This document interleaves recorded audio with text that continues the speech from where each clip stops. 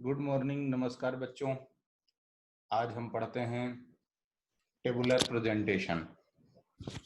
अब tabular presentation का क्या मतलब है मित्रों, ये हम समझने की कोशिश करते हैं। इससे पहले हम बहुत सारे चैप्टर्स पढ़ चुके हैं स्टैटिस्टिक्स के अंदर। इसमें हमें कुल 4 चीजें पढ़ना है। एक तो इंट्रोडक्शन, उसके बाद एक अच्छी टेबल बनाने के लिए हमें क्या जरूरत है, उसके बाद टेबल के कितने पार्ट होते हैं और टेबल कितने टाइप्स की होती हैं, ये हमको इसमें पढ़ना है। तो देखिए, previous chapters we discussed the method of collection and organization of data। हमने पिछले चैप्टर्स में पढ़ा कि हम किस तरीके से डाटा को कलेक्ट करेंगे और उसको किस तरीके से ऑर्गेनाइज करेंगे। इसमें हम ये पढ़ रहे हैं the raw data were organised into frequency अरे एंड फ्रीक्वेंसी डिस्ट्रीब्यूशन। अब हम क्या सीखेंगे कि डाटा को क्या किया जाता है ऑर्गेनाइज करने के लिए फ्रीक्वेंसी अरे या फिर फ्रीक्वेंसी डिस्ट्रीब्यूशन के साथ में प्रेजेंट किया जाता है। जैसे टेली बार अपन ने सीखा था ऑब्जर्वेशन। जैसे मान लीजिए कोई चीज 6 बार रिपीट हो रही है, जब वो 6 बार रिपीट हो रही तो अपन क्या करते थे, 4 बार सीधी लाइन खींच के 5वें के लिए कट करके और एक और लाइन खींच देते थे, तो वहां से 6 उसकी फ्रीक्वेंसी हो जाती है थी। लाइक दैट ये था वहां पर presentation. Now we examine the methods of presenting data in a systematic form. अब हम डाटा को प्रेजेंटेशन का तरीका देखेंगे, यानी प्रेजेंटेशन ऑफ डाटा। तो यहाँ पर 3 तरह की मेथड है, टेबुलर प्रेजेंटेशन, डायग्रामेटिक और ग्राफिकल। एक हम टेबल बनाएंगे, दूसरे में हम डायग्राम बनाएंगे, तीसरे में हम ग्राफ में ड्रॉ करेंगे। आगे आने वाले ये जो टेबुलर प्रेजेंटेशन ये चैप्टर है, उसके बाद डायग्रामेटिक प्रेजेंटेशन नेक्स्ट चैप्टर है, और नेक्स्ट टू नेक्स्ट चैप्टर का नाम है ग्राफिकल प्रेजेंटेशन। ठीक है मित्रों, आगे चलते हैं। तो सबसे पहले टेक्सचुअल प्रेजेंटेशन क्या होता है ये हम समझते हैं। टेक्सचुअल प्रेजेंटेशन का मतलब होता है कि जब डाटा को हम टेक्स्ट फॉर्म में यानी कि पैराग्राफ फॉर्म में लिखते हैं तो वो टेक्सचुअल प्रेजेंटेशन कहलाता है। जहां पर डाटा लार्ज नहीं होता, ज्यादा क्वांटिटी में नहीं होता, वहां पर सुटेबिलिटी होती है टेक्सचुअल प्रेजेंटेशन की। एग्जाम्पल के तौर पे इन्होंने लिख दिया है कि जो 2008 की पॉपुलेशन 2000 है, इस इन 2008 out of 2000 applicants in college, मतलब एक कोई कॉलेज है वहां पर 2018 में 2000 एप्लीकेशंस आई, जिनमें से 1200 कॉमर्स के लिए थी, 750 उनमें से लड़कियां थी, 350 साइंस के थे। 2019 में 3500 एप्लीकेशन आई, 2200 लड़के थे। साइंस के जो बच्चे थे वो 1100 थे, उसमें से 610 लड़कियां थी। ये पैराग्राफ में लिख दिया आपने स्टोरी टाइप बना करके, तो वो क्या हो जाता है, टेक्सचुअल प्रेजेंटेशन, टेक्स्ट के फॉर्म में होता है। इसकी लिमिटेशन ये है कि यदि बड़ा डाटा है तो आप इसको प्रेजेंट नहीं कर सकते, यदि छोटा डाटा है तो आप इसको प्रेजेंट कर सकते हैं। ठीक है guys, let's move. Meaning of tabulation. अब हम टेबुलेशन का मतलब समझते हैं कि टेबुलेशन का क्या मतलब होता है। तो tabulation is a systematic presentation of numerical data in rows and columns. जब हम डाटा को रो और कॉलम के हिसाब से अरेंज करते हैं या प्रेजेंट करते हैं तो वो टेबुलेशन कहलाता है। इससे हमारा जो प्रेजेंटेशन होता है वो सिंप्लीफाई हो जाता है और फैसिलिटेट करता है हमको एनालिसिस करने की, यानी हमें एनालिसिस करने के लिए थोड़ी आसानी हो जाती है, और इससे हम फर्दर इंफॉर्मेशन भी कैलकुलेट कर सकते हैं, डाटा का इंटरप्रिटेशन भी निकाला जा सकता है। डेफिनेशन है एल.आर. कॉनर के शब्दों में, इन्होंने बोला कि tabulation involves the orderly and systematic presentation of numerical data in a designed to elucidate the problem under consideration. इनका ये कहना था कि जो प्रॉब्लम है हमारी उसको हम सिस्टमेटिक मैनर में और ऑर्डरली न्यूमेरिकली जब हम प्रेजेंट करते हैं तो वो टेबुलेशन कहलाता है। उसके बाद फिर टुटले नाम के कोई साइंटिस्ट थे, स्टैटिस्टिशियन, उन्होंने कहा ये statistical data is the logical listing of related quantity data in vertical column and horizontal rose of numbers. उन्होंने क्या कहा टुटले जी ने कि जो स्टैटिस्टिकल टेबल है वो क्या करती है, जो क्वांटिटेटिव डाटा होता है उसको लॉजिकली वर्टिकल कॉलम और हॉरिजॉन्टल रोज में हम जब प्रेजेंट कर देते हैं और with sufficient explanatory and qualifying words, उसमें हमारे पास सफिशिएंट एक्सप्लेनेशन दे दें हम और क्वालिफाइंग वर्ड्स में उसको प्रेजेंट कर दें, तो वही डाटा क्या हो जाता है हमारा टेबुलर प्रेजेंटेशन। और जो कुछ हमको मीनिंग निकाल करके देता है, हमें कुछ एनालिसिस करने के लिए हेल्प करता है। Tabulation is one of the most important device for presenting the data in a condensed and readily comprehensible form. मतलब ये अटेम्प्ट करता है कि मैक्सिमम इंफॉर्मेशन मिनिमम पॉसिबल शब्दों में दी जा सके, कम से कम शब्दों में ज्यादा से ज्यादा बातें बताई जा सके, इसकी कोशिश कौन करता है? टेबुलेशन। ठीक है। अच्छा, इसमें अब ऑब्जेक्टिव क्या है कि डाटा को, कॉम्प्लेक्स डाटा होता है, जब आप रॉ डाटा कलेक्ट करते हो तो वो अनसिस्टमेटिकली प्रेजेंट होता है, इसलिए वहां से मीनिंग निकालना या उसकी एनालिसिस करना इतना आसान नहीं होता। तो जो कॉम्प्लेक्सिटी है उसको दूर करने के लिए हम क्या करते हैं बच्चों, हम डाटा को सिंपल फॉर्म में अरेंज कर देते हैं, यानी उसका हम टेबुलेशन कर देते हैं। फिर इकोनॉमिक स्पेस, यानी अभी हमने देखा कि टेबुलेशन क्या करता है, मिनिमम स्पेस में मैक्सिमम इंफॉर्मेशन दे देता है, यानी इकोनॉमिक होता है ये, इसमें जो हमारे एक्सपेंसेस है वो बचाया जा सकता है। फिर फैसिलिटी देता है कंपेयर करने की, आपने डाटा को टेबुलर फॉर्म में प्रेजेंट कर दिया तो आप कंपेयर कर सकते हो। जैसे बच्चों तुम लोगों की मार्कशीट जो बनती है वो ऐसे वर्ड्स में बता दिया जाए थ्योरेटिकली तो आपको समझ में नहीं आता, लेकिन जब उसकी प्रॉपर मार्कशीट बनती है, उसमें मार्क्स लिखे जाते हैं कि आपकी क्वार्टरली में इतने हैं, हाफ ईयरली में इतने हैं, एनुअल एग्जाम में इतने मार्क्स आए हैं, आपको इस सब्जेक्ट में इतने मार्क्स हैं, तो आप कंपेयर कर लेते हो कि मेरा परफॉर्मेंस पहले क्या था, अब क्या है ये आप कर लेते हो। या फिर आप अपने मित्रों से की मार्कशीट को, अपनी मार्कशीट को मैच करके एनालिसिस कर लेते हैं, कंपेयर कर लेते हैं। तो ये फैसिलिटी मिलती है टेबुलर प्रेजेंटेशन से।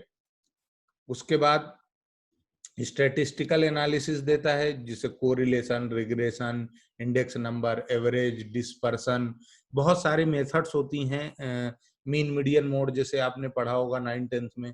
तो उन सारी चीजों की एनालिसिस करने के लिए हमें टेबुलेशन हेल्प करता है। टू प्रोवाइड रेफरेंसेस, अब हम यहाँ से रेफरेंस भी ले सकते हैं, इस तरीके से ये टेबल नंबर में ये ऐसी बात कही गई थी, तो उसको ध्यान में रखते हुए इस तरीके से डाटा आइडेंटिफाई होता है। फिर क्लासिफिकेशन वर्सेस टेबुलेशन, इन दोनों में डिफरेंस क्या है? तो क्लासिफिकेशन और टेबुलेशन लगभग एक जैसा ही समझा जाता है, पर दोनों में डिफरेंस है। और डिफरेंस क्या है? वो डिफरेंस ये है कि क्लासिफिकेशन पहले होता है, उसके बाद टेबुलेशन होता है। यानी पहली स्टेप होती है ऑर्गेनाइजेशन ऑफ डाटा की क्लासिफिकेशन, और उसके बाद सेकंड जो नंबर पर स्टेप है वो है टेबुलेशन की।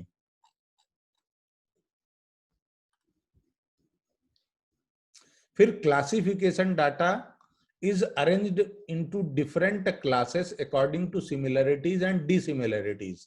डाटा का जो क्लासिफिकेशन होता है वो सिमिलैरिटी या डिसिमिलैरिटी के बेसिस पे होता है, लेकिन जो टेबुलेशन होता है वो रो और कॉलम के बेसिस में, हेड्स और सब हेड्स में होता है। मतलब डाटा की सिमिलरिटी कैसी, male female, educated uneducated, literate illiterate, rural urban, like that, similarity या डिसिमिलरिटी के बेसिस में क्लासिफिकेशन होता है। और रो और कॉलम में डाटा प्रेजेंट होता है तो वो टेबुलेशन कहलाता है। फिर क्लासिफिकेशन के लिए हमारे पास methods, whereas tabulation presenting data. Classification एक स्टैटिस्टिकल एनालिसिस है, जबकि टेबुलेशन एक प्रेजेंटेशन ऑफ डाटा है।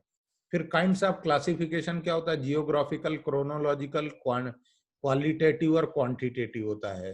जियोग्राफिकल यानी एरिया के हिसाब से, क्रोनोलॉजिकल यानी सीरियल ऑर्डर पर, जैसे 2011, 12, 13, 14, 15, लाइक दैट। क्वालिटी और क्वांटिटी, मात्रा और कैरेक्टर के हिसाब से कह सकते हो क्वालिटी क्या है। ये हमने ऑर्गेनाइजेशन ऑफ डाटा में पढ़ा था। अब एक अच्छी टेबल बनाने के लिए हमारे पास क्या क्या जरूरी चीजें हैं, वो है पहला, टेबल जो बनाओगे आप, उसका टॉप में आपको लिखना पड़ेगा उसका टाइटल। टाइटल यानी नाम कि क्या चीज बना रहे हैं। जैसे आपकी मार्कशीट बनती तो वहां पे लिखा जाता है स्टेटमेंट ऑफ मार्क्स या फिर मार्कशीट, जो भी लिखा जाता है तो वो टेबल का नंबर होता है, नाम होता है, टाइटल। फिर मैनेजेबल साइज होता है, यानी साइज ना ज्यादा बड़ा हो ना ज्यादा छोटा हो, जिसमें सारी चीजें मैनेज हो जाए। उसके बाद अट्रैक्टिव दिखे, प्रेजेंटेशन बेहतर हो, और कम जगह में ज्यादा मिनिमम स्पेस में मैक्सिमम इंफॉर्मेशन। अब आपकी मार्कशीट में कितनी सारी इंफॉर्मेशन आ जाती है, लगभग सारी इंफॉर्मेशन आ जाती है, जो आपका लेवल ऑफ एजुकेशन डिस्क्लोज करती है। आप कहीं भी जाते हैं इंटरव्यू देने, जॉब ढूंढने, तो आप वो मार्कशीट रखते हैं, वो देख करके वो आपकी एनालिसिस कर लेता है। मतलब आप सोचिए, थोड़े से एक पेज के कागज में आपका पूरा चरित्र चित्रण हो जाता है, एक तरीके से कहा जाए तो मिनिमम स्पेस में मैक्सिमम इंफॉर्मेशन अवेलेबल हो जाती है। फिर स्पेशल इम्फेसिस दिया जाता है, पर्पज जो आपका है उस पर्पज को सूट करना चाहिए, उसके हिसाब से होना चाहिए, सिंपल होना चाहिए, कॉम्प्लेक्स नहीं होना चाहिए। मतलब सिंपल का मतलब ये कि आसानी से लोगों को समझ में आना चाहिए। Comparison of data, comparison of data का क्या मतलब है, किस तरीके से प्रेजेंटेशन हो कि हम डाटा को कंपेयर कर सकें। उसके बाद कॉलम और रो नंबर्ड होना चाहिए, कितनी कॉलम है और कितने रोज हैं। क्लियरिटी होना चाहिए, मतलब प्रेजेंटेशन अच्छा हो, सेल्फ एक्सप्लेनेशन दे दो ताकि बंदे को आसानी से समझ में आ जावे। यूनिट्स डिफाइन होना चाहिए, मतलब जो भी आप उसमें लिखोगे तो number, weight, kilogram, metre, centimetre, इन सब में उनकी यूनिट्स प्रेजेंटेड होना चाहिए। फिर सुटेबिलिटी, सुटेबल हो, अप्रोक्सीमेटली कम से कम इतना नंबर, मतलब डेसिमल का ज्यादा इस्तेमाल ना करें, लगभग राउंडेड ऑफ डाटा दें ताकि आसानी से लोगों को कैलकुलेशंस या एनालिसिस किया जा सके। प्रेजेंटेशन जो हो वो साइंटिफिकली होना चाहिए, प्रेजेंटेशन बिल्कुल जो साइंस बोलता है लॉजिकल मैनर में, उस तरीके से प्रेजेंटेशन होना चाहिए। तो ये समरी बना के दे दी इन्होंने कि ऑब्जेक्टिव क्या है और रिक्वायरमेंट क्या है, तो ये आपके एग्जाम में आ सकता है, इसको आप बहुत अच्छे से याद रखें। अब टेबल के पार्ट्स, तो पार्ट्स ऑफ टेबल होता है टेबल नंबर। टेबल नंबर जैसे एग्जांपल के तौर पे टेबल 5.1, 5.2, 1.2, लाइक दैट। फिर टाइटल, उसका नाम जो उसका ब्रीफ एक्सप्लेनेशन हो, जैसे आपकी मार्कशीट होती है, ये टाइटल है। अब टाइटल शुड बी क्लियर होना चाहिए, एक्सप्लेनेटरी होना चाहिए, और फ्री फ्रॉम एनी एम्बिगिटी होना चाहिए। फिर title should be brief and should be placed in a prominent place, usually below the table number. जो जो आपने टेबल, सबसे पहले अपन अभी एक देखेंगे, फॉर्मेट भी देख लेंगे, तो टेबल नंबर पहले आना चाहिए, उसके बाद टेबल का टाइटल आना चाहिए। फिर कैप्शन एंड कॉलम हेडिंग्स होना चाहिए। कैप्शन और कॉलम हेडिंग्स क्या होती है, अभी हम एक फॉर्मेट देखेंगे तो वहां पे समझ आएगा। स्टब्स एंड रोज हेडिंग्स होना चाहिए उस टेबल के अंदर, जिससे फिर बॉडी ऑफ टेबल लोकेशन, ये आपको देख के समझ में आएगा। एक मिनट मैं आपको दिखाता हूँ। यूनिट्स ऑफ मेजरमेंट उसमें लिखी होना चाहिए, हेड नोट लिखा होना चाहिए, यानी आप इंफॉर्मेशन क्या इंफॉर्मेशन दे रहे हो ये लिखा होना चाहिए। सोर्स नोट होना चाहिए, यानी ये डाटा जो आपने कलेक्ट किया है ये कहाँ से कलेक्ट किया है, इस तरीके से। फुट नोट लिखा होना चाहिए, अपने कुछ ऑब्जर्वेशंस जो भी है, सिंबल वगैरह, उसका मीनिंग लिखा होना चाहिए, ताकि आदमी को क्लियरिफाई हो सके कि आखिर यहाँ पर क्या बात की गई है। जैसे ये देखिए, ये फॉर्मेट ऑफ टेबल क्या है, टेबल नंबर लिखो, फिर टेबल का टाइटल लिखो, फिर हेड नोट इफ एनी लिखो, सब हेड रोज यहाँ पर आता है, फिर sub head, column head, column head, sub head, column head, column head, main caption यहाँ आता है, टोटल रोज, और इसके अंदर जो होता है वो बॉडी कहलाता है। फिर सोर्स नोट और फुट नोट। एक 5.1 की जो टेबल है इसको हम समझते हैं, ये टेबल नंबर हो गया। Literacy in Bihar by sex and location, ये टाइटल हो गया। परसेंटेज में इसका प्रेजेंटेशन है, ये हेड नोट है। लोकेशन है वो कॉलम हेडिंग है, कैप्शन है। लोकेशन के बाद ये जो सेक्स लिखा है, मेल फीमेल, ये है रो हेडिंग्स स्टब। फिर यहाँ पर जो है वो रो एंट्री है, ये टोटल कॉलम टोटल है। सोर्स नोट है कि कहाँ से डाटा प्रेजेंट किया है। Foot note, figure surrounded of 2 digit है, इस तरीके से। फिर लोकेशन में सब हेड जो है वो है रूरल और अर्बन, और ये प्रेजेंटेशन यहाँ पर टोटल। इस तरीके से जब आप टेबल बनाते हैं मित्रों तो वो पूरा कैप्चर कर लेता है। 3x3 की टेबल है ये। टाइप्स ऑफ टेबल, टेबल के टाइप क्या होते हैं? तो टेबल के टाइप होते हैं मित्रों ऑब्जेक्टिव और पर्पस बेसिस, तो जनरल पर्पस और स्पेशल पर्पस। जनरल पर्पस मतलब ओपन टू ऑल, जिसमें कोई स्पेशलिटी नहीं है, और स्पेशल पर्पस मतलब पर्टिकुलर किसी ऑब्जेक्टिव को फुलफिल करने के लिए बनाई गई है, जैसे आपकी मार्कशीट, वो क्या है? स्पेशल पर्पस टेबल होती है। उसके बाद नेचर ऑफ डाटा, तो ओरिजिनल डाटा है या डिराइव्ड है। ओरिजिनल यानी प्राइमरी डाटा है जो फर्स्ट टाइम कलेक्ट हुआ है, और डिराइव्ड डाटा यानी सेकेंडरी डाटा है जो पहले से कलेक्ट है, उसको आपने रीअरेंज किया है अपने ऑब्जेक्टिव के हिसाब से। Extent of coverage, simple table है या कॉम्प्लेक्स टेबल है। तो सबसे पहले जनरल टेबल का मतलब समझने की कोशिश करते हैं। तो जनरल टेबल में क्या है? A general purpose table represents the raw data in a great detail and covers variety of information on the same subject। इनका ये कहना है कि जो जनरल पर्पस टेबल होती है वो इस तरीके से प्रेजेंट होती है कि रा डाटा को हम सारी इंफॉर्मेशन लगभग कवर करने की कोशिश करते हैं कि इसमें जितनी भी इंफॉर्मेशन है वो सारी की सारी चीजें आ जाए, without any special analytical purpose. इसमें कोई स्पेशलिटी नहीं होती, सिंपल होता है और जनरल होता है। Such tables are usually large in size and are generally given in the appendix for reference. Large बड़ी बड़ी टेबल्स बनती हैं, इनमें नॉर्मली अपेंडिक्स में दिया जाता है कि हाँ आप देख लेना। These tables can be used for many purpose, इनको एक से ज्यादा पर्पज के लिए, रेफरेंस के लिए या रिपोजिटरी के लिए, कैसे भी आप इनको यूज कर सकते हैं। स्पेशल पर्पज जो टेबल होती है वो स्पेशल एनालिसिस के काम आती है, उसको हम टेक्स्ट टेबल और समरी टेबल या फिर एनालिटिकल टेबल भी कहते हैं। इसके बाद ये जो प्रोसेस है ये स्पेसिफिक इंफॉर्मेशन देती है पर्टिकुलर इंक्वायरी के लिए, जैसे production figures of A company for a number of years, सिर्फ और सिर्फ उसमें प्रोडक्शन का ही डाटा आएगा, प्रोडक्शन से और ज्यादा कुछ भी नहीं आएगा, तो वो क्या कहलाता है? Special purpose. Classification on the basis of nature of data, original table contains statistical fact in their original form, that is figures in this type of table are not rounded up. यहाँ पर rounded off नहीं होता, जो जितना calculate करके amount निकला है वही का वही लिख दिया जाता है। डिराइव्ड टेबल में हम राउंडिंग ऑफ भी करते हैं और अपने हिसाब से थोड़ा सा उसका अरेंजमेंट भी होता है। Classification on the basis of extent of coverage, तो simple table, this is the simplest form of table in which data is presented according to one character only. यहाँ पर सिर्फ एक कैरेक्टर ओनली, जैसे univariate frequency distribution is presented in one way table as only one variable is under study. One way table जैसे यहाँ पर दे दिया कि सिर्फ एक क्लास है 11th, उसके ABCD 4-5 सेक्शन है, उसमें कितने कितने स्टूडेंट है सिर्फ नंबर ऑफ स्टूडेंट के बेसिस में प्रेजेंट कर दिया, तो वन वे टेबल हो गई। अब यदि इसको कॉम्प्लेक्स टेबल में बनाओगे तो यही नंबर ऑफ स्टूडेंट को आप बॉयज और गर्ल्स में डिवाइड कर सकते हो।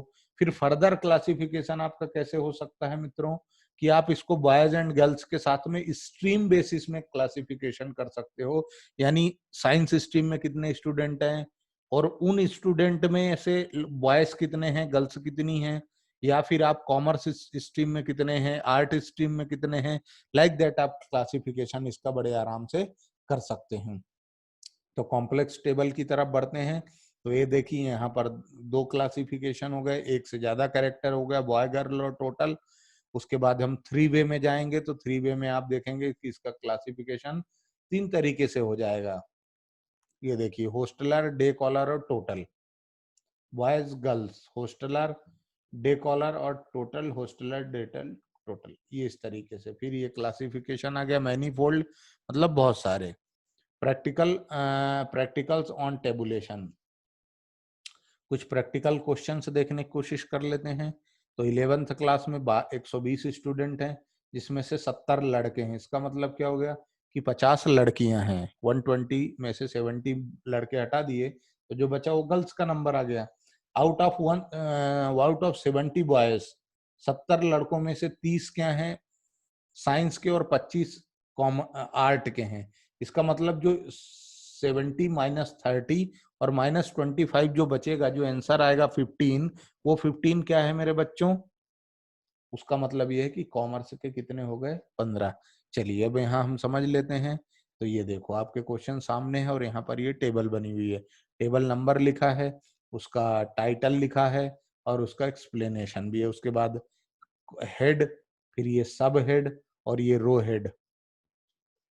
साइंस, कॉमर्स और स्ट्रीम के बच्चों का यहाँ पर क्लासिफिकेशन हो गया। इस तरीके से ये चैप्टर अपनी समाप्ति की ओर आ चुका है और यानी कंप्लीट हो चुका है। आप चाहें तो उसका चार्ट, फ्लो चार्ट भी प्रेजेंट कर सकते हैं। Number of student 120, boys 70, girls 120 minus 70 यानी 50, साइंस में 30, कॉमर्स में 15 और आर्ट में 25, साइंस में 10, कॉमर्स में 35 और आर्ट में 5। इस तरीके से प्रेजेंटेशन आप कर सकते हैं। नेक्स्ट एग्जाम्पल भी सेम टू सेम ऐसा ही है। मेल फीमेल टेबल नंबर, ये आपका टाइटल ऑफ टेबल हो गया और ये आपका हेड नोट हो गया कि business class and service class लोगों का आपका डाटा प्रेजेंट हो गया। तो यहाँ से ये चैप्टर कंप्लीट होता है मेरे प्यारे बच्चों। आपको कोई भी डाउट है तो आप मुझे बेफिक्र होकर के मैसेज कर दें, मैं आपके सारे डाउट्स ले लूंगा।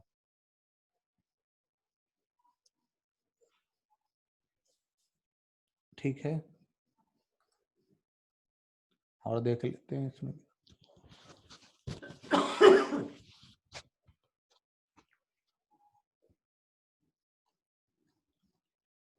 नहीं, बस अब एग्जाम्पल है, ये आप बना लेंगे और इनका प्रैक्टिकल एस्पेक्ट हम बाद में देख लेंगे फिर कभी। चलिए, तो thank you very much. Like करें, शेयर करें और सब्सक्राइब करें। Thanks lot.